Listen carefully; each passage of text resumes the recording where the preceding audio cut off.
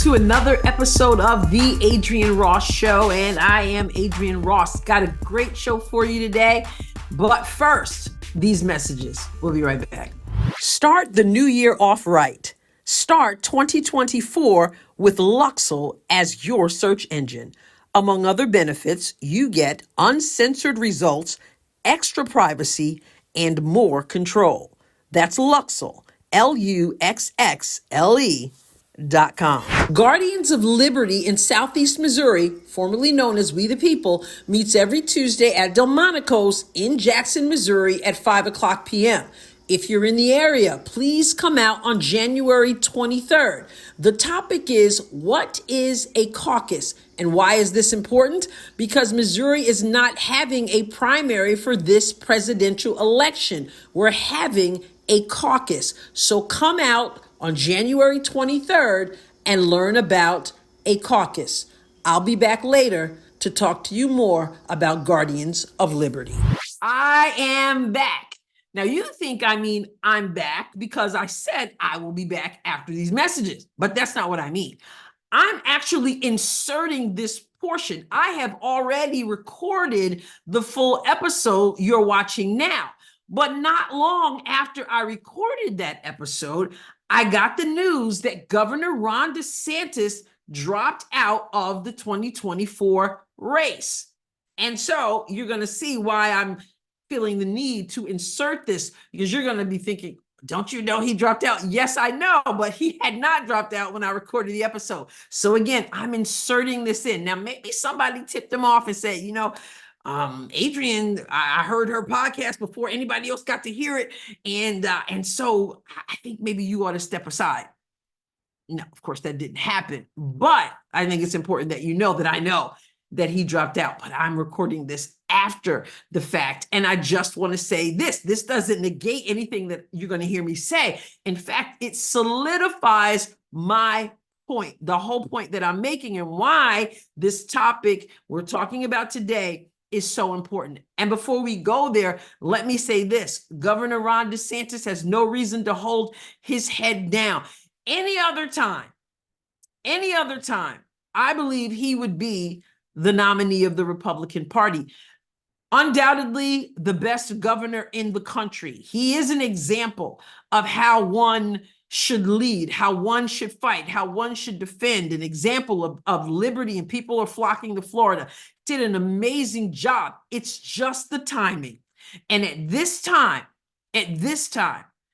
Donald Trump seems to be the guy. And people feel that he has been wronged and that he continues to be wronged. And so they're getting behind Donald Trump. And of course, he has the record because he was an amazing president. So it's not that Ron DeSantis isn't worthy of winning. It's just the time. And I have a feeling that he has a bright future ahead of him. He had to run now because if he had waited, people probably would have forgotten about him. It was his moment to run. It just wasn't his moment to win. All right. So now we can head into today's conversation. So here we go. Okay. You may have noticed that for the second straight week, I'm in a different location. Let me explain. It's really, really simple. Okay.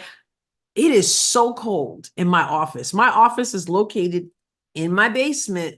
And everybody knows we've been going through cold spurts throughout the country. And I am no exception here where I am. It is so cold. And so I've not been doing any work in my office. So I'm back up here where I was for some time at one point when after I had surgery and just going up and down the stairs was tough. And I was up here for quite a while.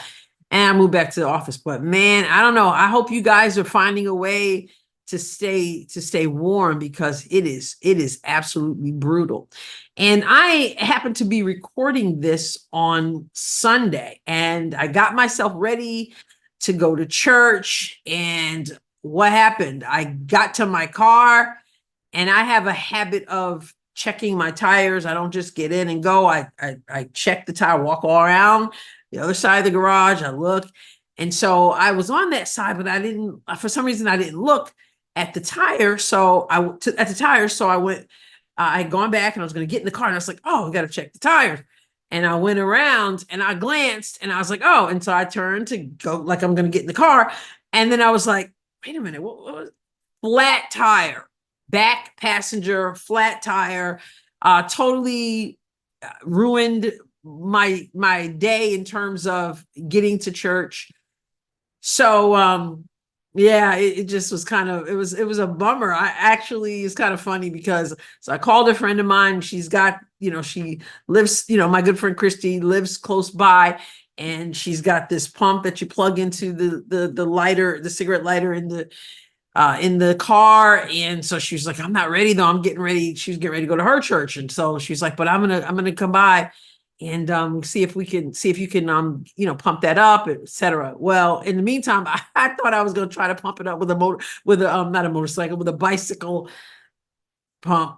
Anyway, none of it worked. So, well, might as well change clothes, call AAA, and they came, and there's a nail in the tire, and so there's a donut on it now, and blah blah blah. But I'm just chilling. So, like I said, I'm recording this on Sunday. And I'm just kind of comfy and chilling because I figured, you know what, change your clothes and that's a wrap as far as getting to church. So having said all that, yeah, we have a show today. I want to talk about Donald Trump, former president, of course, of the United States, and his Iowa caucus win. I mean, landslide win with 51%. Vivek Ramaswamy dropped out of the race, but Nikki Haley and Ron DeSantis are hanging in there. And but I want to say this: by the time you're watching this, it's either the day of the New Hampshire primary, or you're watching it a day later, days or a day later, then the show comes out, and so you may have those results already. But let's just be real here. I'll just be real. You may disagree with me, but I don't see anyone taking down Donald Trump. Not saying that Nikki Haley owes it to anybody to get out. Not saying Governor DeSantis owes it to anyone to get out. I'm just saying that I don't foresee anyone defeating Donald Trump. It's early yet. I know. I know that. I understand that. But we have seen the polling, and the one thing that Iowa did show is that the polling was pretty, the poll, a lot of people say, well, we don't really know if the polling is accurate. Well, one of the things we can get out of that is that polling seems to be accurate. And all the polling everywhere shows Donald Trump just trouncing people. So, assuming that he's going to continue along those lines. Again, we don't know, but it sure looks like it, right?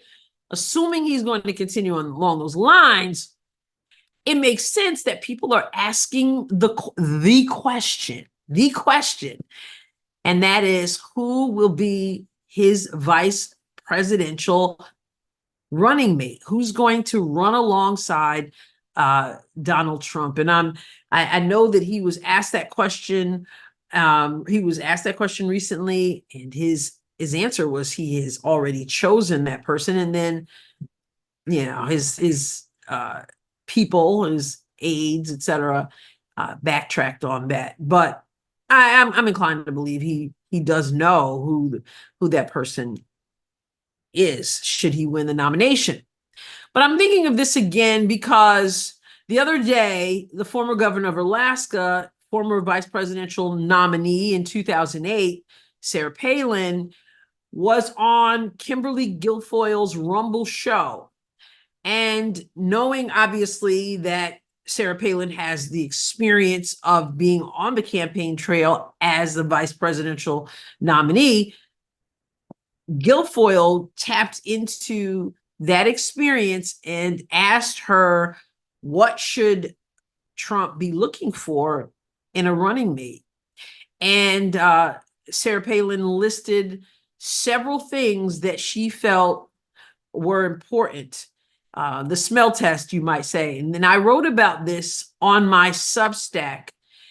And it's adrienneross.substack.com. And I want to, first of all, play for you a compilation of characteristics that Sarah Palin put out in that interview with Kimberly Guilfoyle. So I want you, this is not the whole interview. This is just the pieces that I put together in which she answered the question she was asked about what should Trump look for in a running mate. So take a look at this video from that interview, this video I put together from the interview, and then we'll go into what I wrote on my Substack about the interview they had. So check this out. Donald Trump is teasing a VP pick. Who better to ask about this than yourself? You've been on the campaign trail as a VP nominee. What should President Trump be looking for in a choice? And what skills and experience should he be prioritizing? They are all talking about who will be the VP. Experience, I believe, is number one. This is an administrative position, and someone who has administrative experience, whether in the private sector, but really the public sector also, because government's a whole new ballgame, of course, for a lot of people. So experience in how to delegate and how to hire the right people, that's so key in government too, because, it's the bureaucrats who are screwing things up in this country. It's not just the elected officials. So hiring the right people, you need experience to do that. And I think so important, somebody who's been through the ringer, we know how this works, Kimberly, right? In media and in politics, you get kind of the who's hot today, right? Yeah. In terms of, who just said something spectacular or just stumbled into doing something right. And then, there's a lot of enthusiasm. That's the person. They're going to be our savior, but longevity, experience, and those who, like I say, have been through the ringer. It's like President Trump says, when they've done everything to you that they could possibly try to do to you and your kids and, your family and your record and your reputation, you have nothing to lose but get out there and fight for what is right. Nobody's going to own you. You're not going to own anybody else. You're just there for the people. So somebody who's been through the ringer, been through the fire, because you go through the fire, you come out lit and you're ready to go. That person must understand that virtue of loyalty, which is so rare in politics, especially. Big time. But someone who realizes, that person picked me. They chose me. They saw something in me that they knew I could then serve the people in the best manner. And there is this should be a sense of loyalty genuinely to that person whom put a lot of trust in you. And we have seen even recently those especially turning on President Trump left and right. And it just breaks my heart. Me too. I know how that goes too. You put your faith in people and then they stab you in the back, because they have their own agenda. So again, experience in this arena is real important too. Then you do understand that virtue of loyalty. But you talk about maybe some demographics, some boxes that should perhaps be checked in order to find some criteria and find that person to fit the criteria in order to garner more votes on a ticket.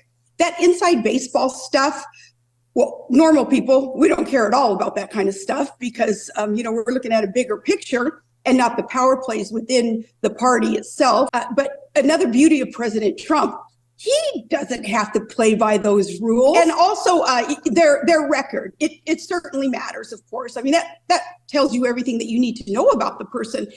And kind of the Johnny-come-latelys who, again, as I suggested, are considered really hot in an arena, say on the news, in media circles. If they're new to the party, if they're new to this ballgame and all of a sudden have seen the light and realize, Trump, yeah, he is the only one who's going to be able to put America first and fulfill the promises that he has made. If it's taken them their entire adult life until just recently to realize that, I question their judgment. Hallelujah. So glad they've come on board. Yeah.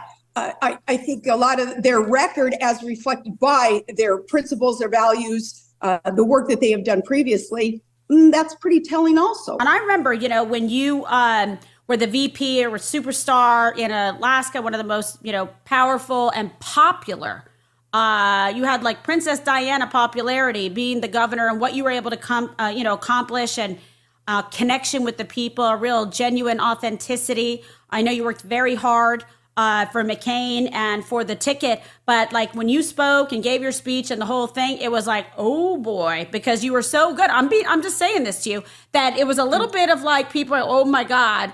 And I'm sure he and some of his people are worried about it because, outshine the master. But you've got to be who you are. You can't dumb it down. You can't take your skill set and ability and your panache and your charisma and like shove it to the side. Do you know what I'm saying? So I think that was a very interesting time for you, but you really kept your head straight with it and continued to be a team player. I don't know. Is there anyone you like? Give me the Sarah Palin crystal ball. I don't have anybody specific in mind, but I have a lot of faith that President Trump, and he will be our person. He will be president again. And in his selection process, just internally, I have a lot of faith that, again, he's going to put so many things aside that traditionally have been put into a selection process. He's just going to do the right thing. Okay, so like I said, that wasn't the whole thing. I took bits and pieces of it to keep it short.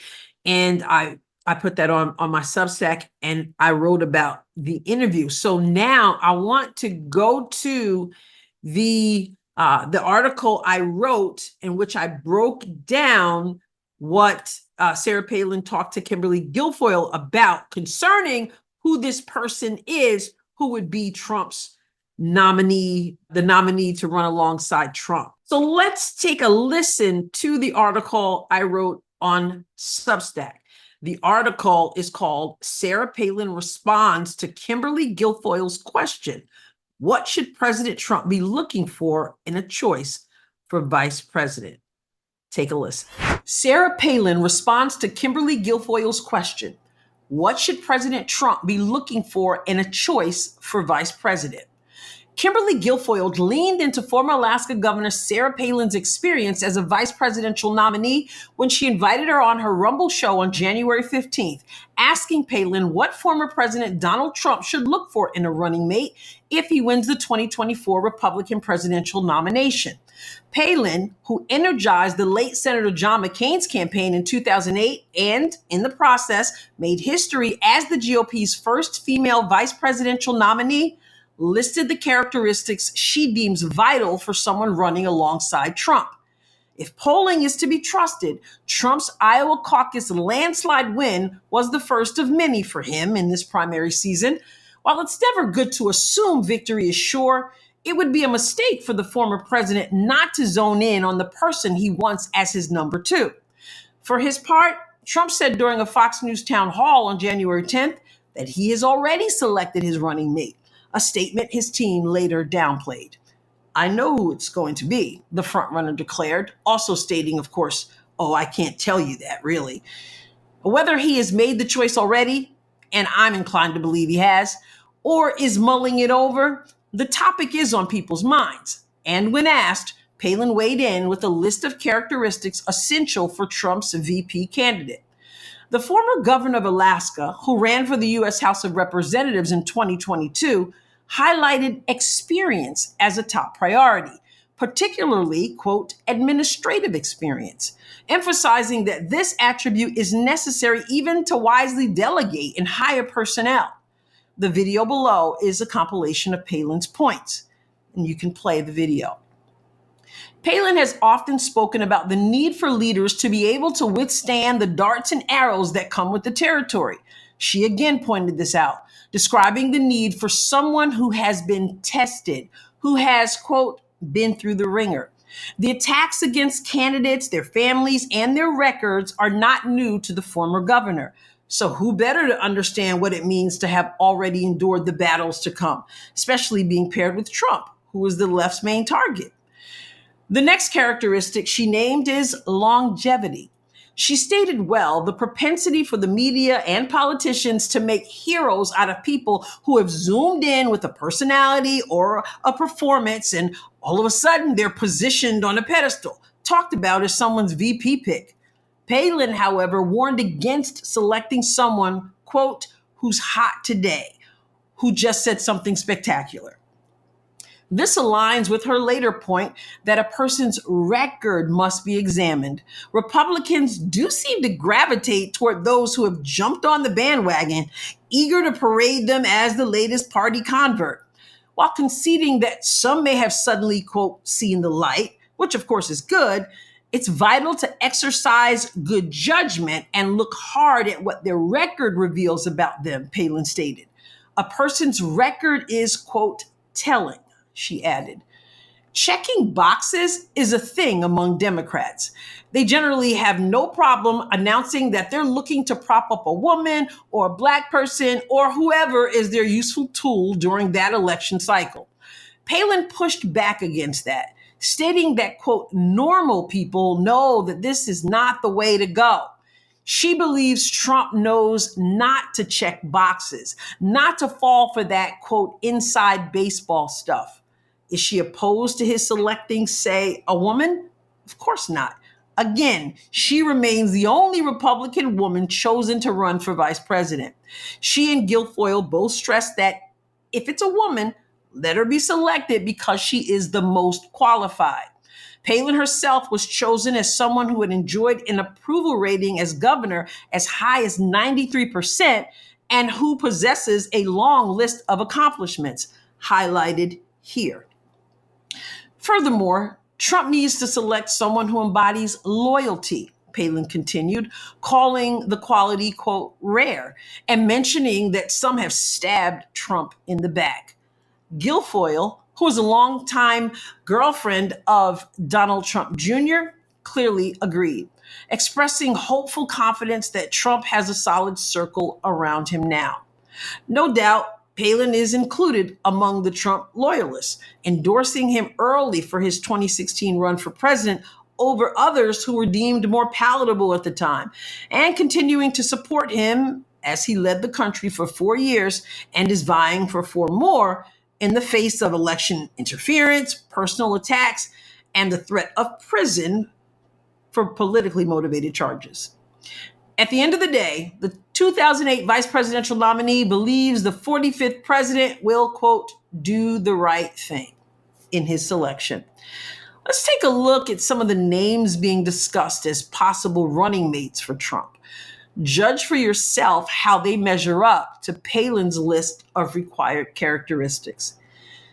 South Dakota Governor Kristi Noem, Senator Tim Scott, who ran against Trump for the 2024 nomination, House Republican Conference Chair Representative Elise Stefanik, Governor Sarah Huckabee Sanders, who was also Trump's press secretary, Representative Byron Donalds, former Secretary of State Mike Pompeo, who has a wide range of experience, including being in Trump's first administration, former Governor and UN Ambassador Nikki Haley, who is currently in the race against Trump and who is not viewed favorably by Trump's camp, businessman Vivek Ramaswamy, who also ran against Trump, defended him constantly on the journey, and suspended his campaign after the Iowa caucus.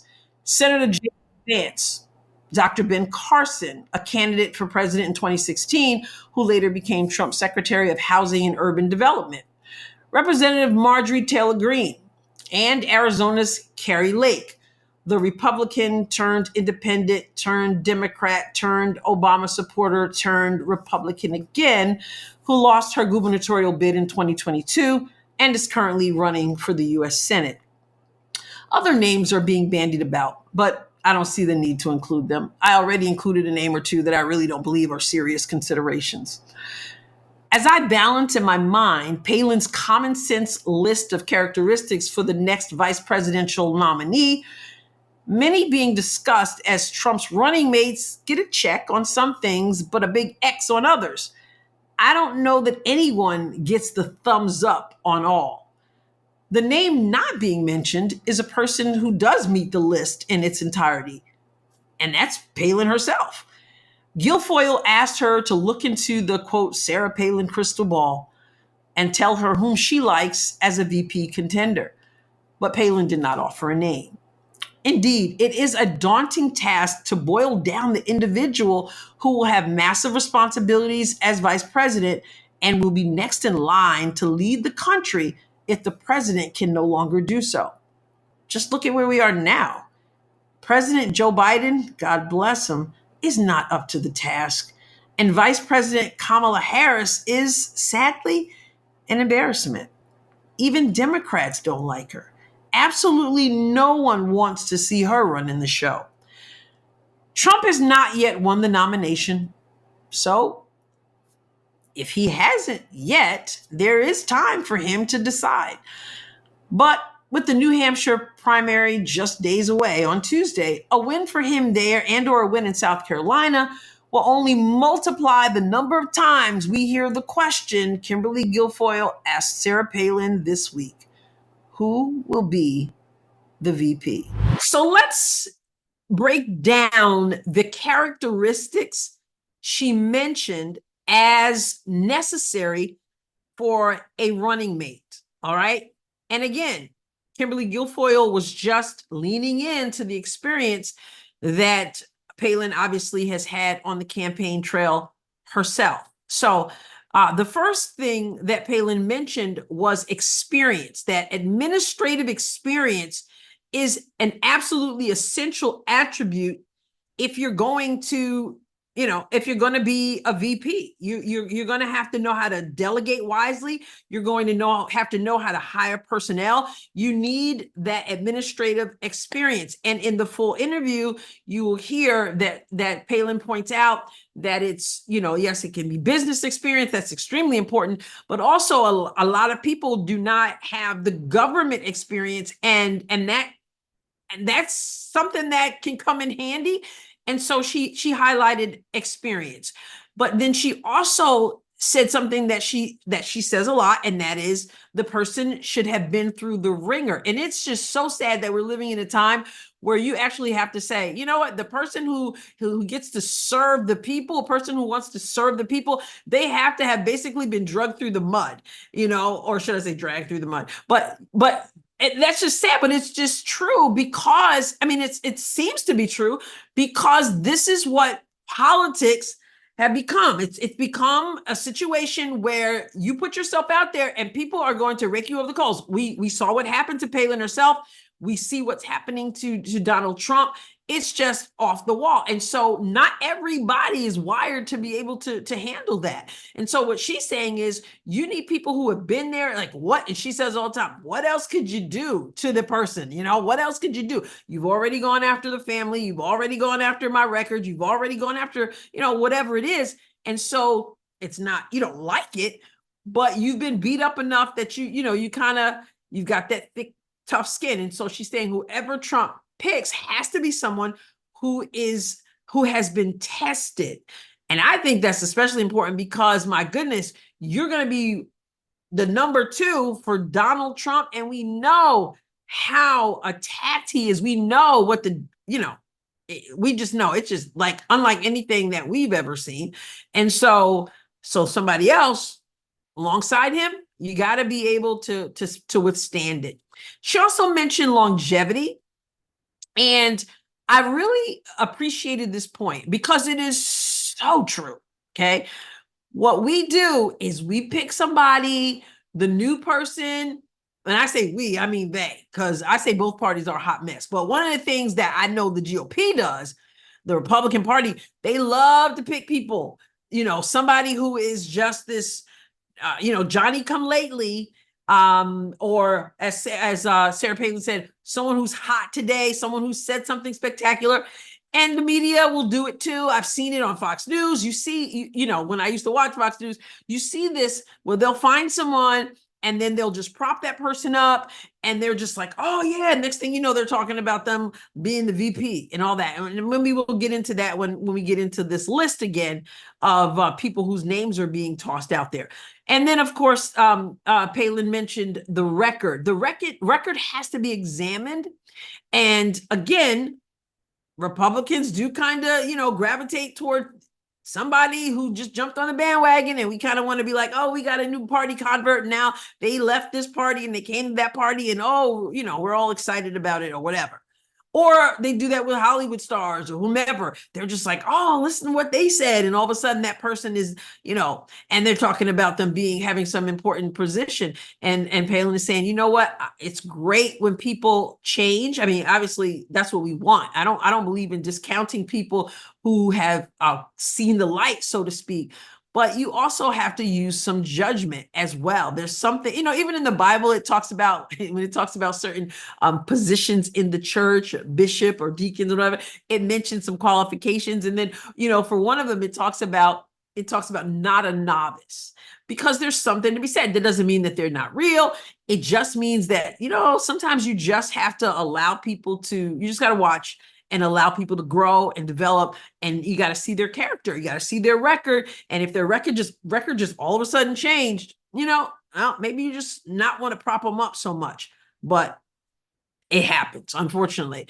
And she then pointed out that Donald Trump does not have to check any boxes. The Democrats love to do that. You just heard me, what I wrote about that. They love to, it's got to be a woman, or it's got to be a Black person, or, the Democrats, or it's got to be LGBTQ, or, and they're all this stuff about checking boxes.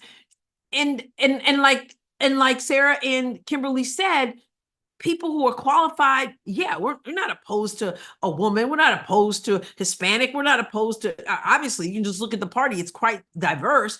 We're not opposed to that. But when you just prop someone up because of that, or you say you're going to, that's a whole lot of pressure even for that person. And I think it's disrespectful. Like, I want to know that I've been chosen because I bring something significant to the table.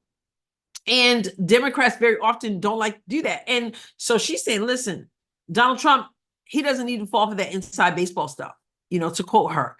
You don't have to check boxes. You want the most qualified person for the job. And because the country is in such a mess, yes, we want the most qualified person. And one of the things I don't like about that, I'm just going to pick a woman. There's always that hanging over their head. In fact, I hear people say that a lot. There's, diversity hire. And sometimes I'm like, and I'm hearing that from conservatives about people on the left. Oh, that's a diversity hire. And I'm thinking, well, just because they're Black doesn't mean that that's a diversity hire.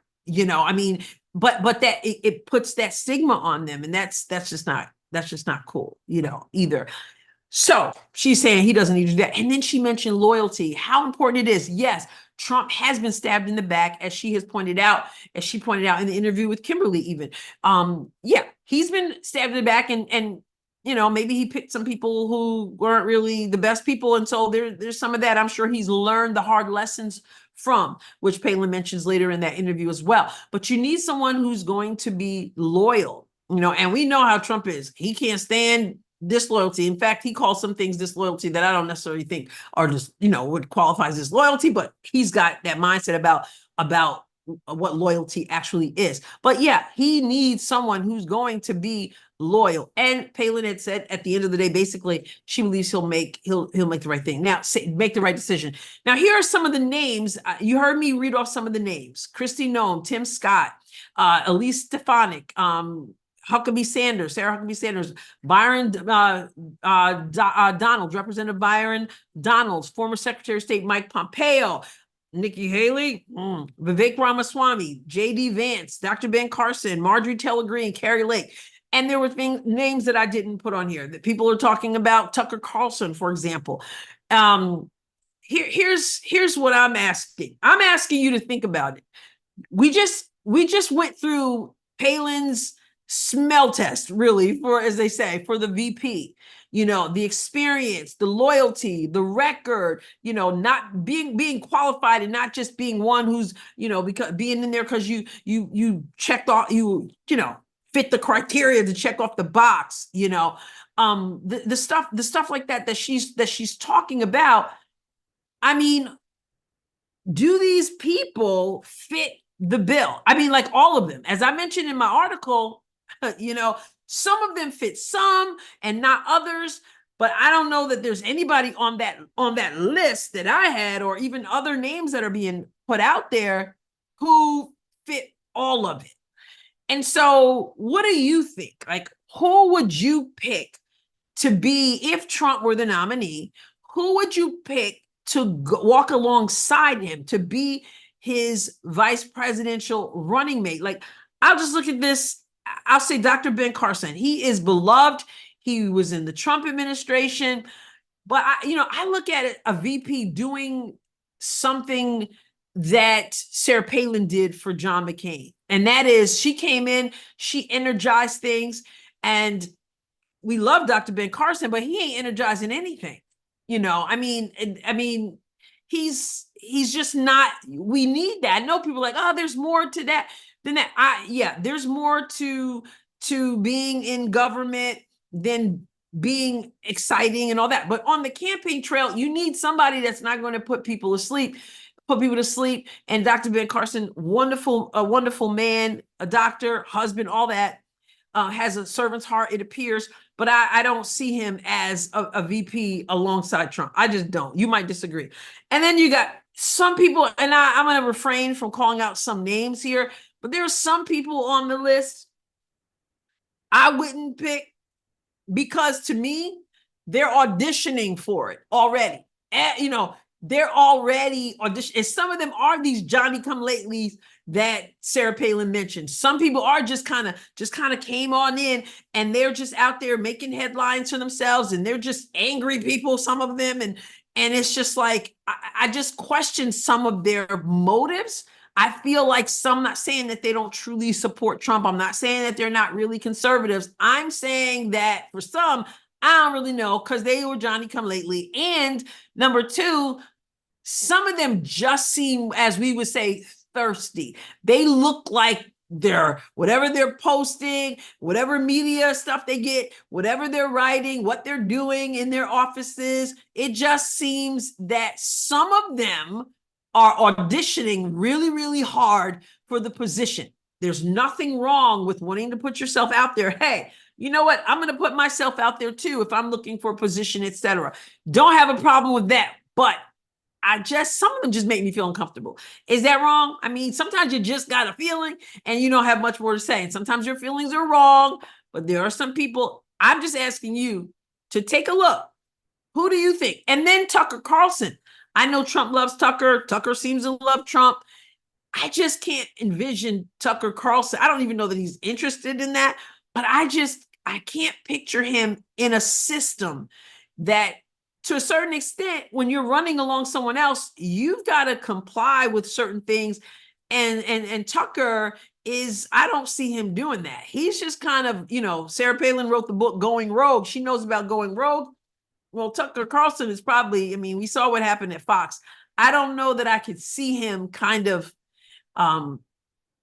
dealing with the ins and outs of campaign stuff. Much of it probably what we would call nonsense, So for that, I think Tucker probably is good to do what he's doing now. I don't know if he wants to be in that arena, but, I could be wrong. I just want to read here my description of Carrie Lake. And I know people who are listening probably absolutely love Carrie Lake, but I just thought it was kind of funny because I didn't say anything that's not true as far as I know. But when I highlighted Carrie Lake, I said Arizona's Carrie Lake, the Republican turned independent, turned Democrat, turned Obama supporter, turned Republican again.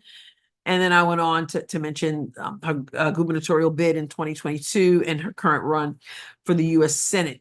I just kind of found that funny because it did kind of remind me of when I'm looking at the smell test, when I'm kind of weighing these names that are out there with the way Sarah Palin described what would be good for Trump, not trying to tell him what to do, but just from her experience. And I just thought about Carrie Lake, and I was just like, man, I'm getting seasick just thinking about all the up and down, and everywhere that she's been. But anyway, so that probably would not be the choice that I would pick. Nikki Haley, that's not happening. We know that's not happening. And Tim Scott, another great guy, and he suspended his campaign some time ago. But along the same lines as Dr. Ben Carson, I don't see Senator Scott as being the fireball that I think you need. But even having said that, one might say you with Trump, he's a fireball enough. one might say you kind of need to balance it, like with Palin and McCain, you know, she came along and she really, with her own personality and the way that she could deliver speech and her story and her record, and then being able to articulate that in the way that she did, everybody's like, oh my goodness, I didn't even vote for McCain, I voted for her. But you know, Trump is a whole lot of that himself. So maybe, you know, maybe I'm wrong. Maybe, and I'm inviting your conversation because, you know, with the primaries, I think people are going to be bowing out of this race, I think Trump is the obvious nominee, and I could be wrong, but that's what I'm thinking, expecting. And so as we enter this time, it'd be kind of interesting to hear from you guys what you think. So if you're watching on YouTube, you know, please do leave a comment. Who do you recommend, whether from that list or maybe someone who's not being mentioned? You know, you might want to throw that name out in the comments. Love to read that, and also make sure while you're watching that you subscribe and that you share with other people. And so you can leave a comment there. If you're watching on my Substack, leave a comment there. And you can email adriennerosscom@gmail.com. So when you think about that smell test, and I think that's a really good list that Palin put out there in terms of the characteristics that are needed for someone having such an important, you know, role. What do you think? Who passes the smell test? Some have believed that Vivek Ramaswamy was auditioning for VP the whole time. I don't know if that's true or not, but he's certainly been a Trump defender and taken some hard stands. And they had a little bit of friction recently, but you know, not really anything worth spending any time on. But what do you think about him? Just kind of curious. Like I said, when I look at this list and some others, I see that some definitely get a big check mark for some of it, but some get they get an X on others. And honestly, the only person who seems to fit that whole important list to me is someone whose name is not being mentioned at all, as you heard from my article, and that's Sarah Palin herself.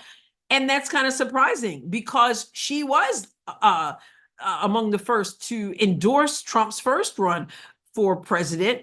And she's been loyal. She obviously has if you don't know her record, and you know, go to that Substack article and check it out, because I linked to a list of her accomplishments there.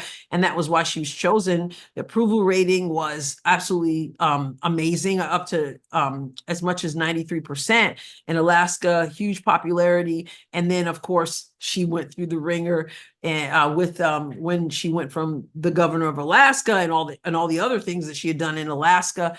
And again, you can look at the list yourself. I'm not going to go through all that, but what I'm saying is that she's been through the ringer. She had the loyalty. She has the experience in the, you know, running a business as well as being in government. And so I find it kind of interesting that no one has mentioned, at least I haven't heard her name being mentioned in the mix. And, you know, it's kind of interesting because I feel like she's the person who does fit all those important qualities that we need in a VP. Whoever Donald Trump picks, though, it's got to be better than what we have. At least I hope so, because look at what we have. God bless Joe Biden, but President Biden is just not up for the job. And, you know, it is what it is. And then he picked Kamala Harris, and no one wants anything to happen to him where she's got to step in. I mean, like I said in the article, even her party doesn't like her. So let me hear from you. Who would you select as Donald Trump's running mate if he wins the 2024 Republican presidential nomination? And I believe he will win it. Who should run alongside him? And if you want to throw a little bit more in there, then, you know, answer this question. Why? Why that person? And maybe why not another person? Or even the thought about Palin.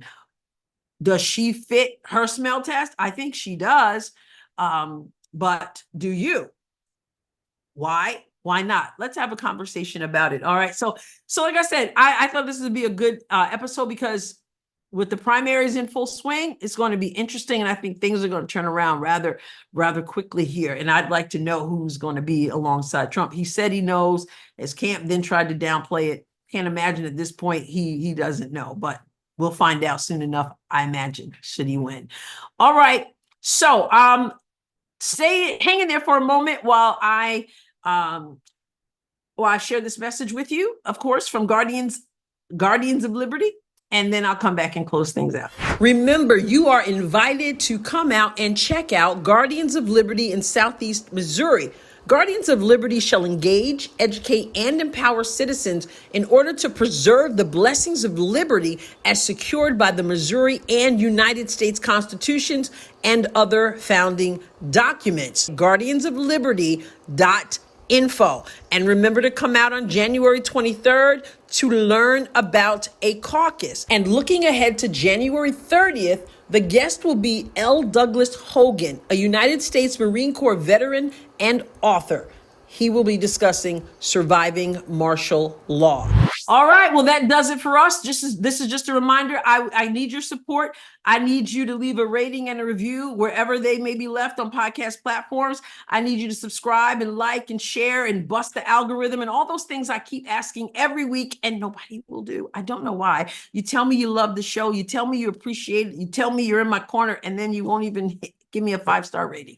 All right, come on, people. Let's do this thing. All right, there's a message to get out. I'm a part of that message. I'm a part of the messengers. So I could use your support. All right, go to my Substack, adrienneross.substack.com, and subscribe there as well. And go to the BMG Network and check out the other podcasters on the BMG Network. That is thebmgnetwork.com. So thank you so very much. And just as a flashback really quickly, I spent the last 2 weeks dealing with the topic of being Christian, single, and a woman, Christian single women.